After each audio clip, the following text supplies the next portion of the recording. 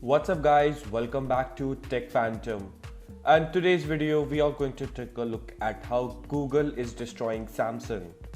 And not only that, there's some more update to that. So if you are new here, then consider subscribing to our channel Tech Phantom and hit that bell icon so you never miss an update from us. So now that you have done that, let's get started.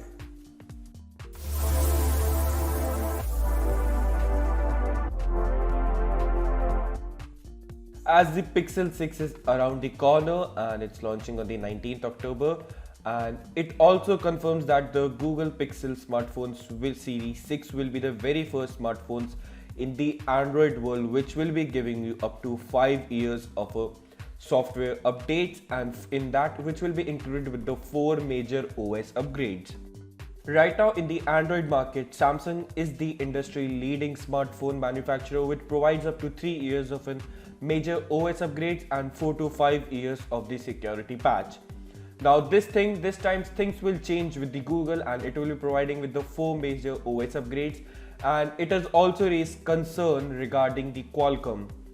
The Qualcomm is the manufacturer of the processors in the Android department, and not only that, it provides the updates. Because of that only, the Android updates has been provided by up to 3 years of a major OS upgrades. But this time Google will be using its own custom processor, which is the Google Tensor, and with the help of that, Google is being able to achieve up to 4 years of a major OS upgrade and 5 years of a security patch.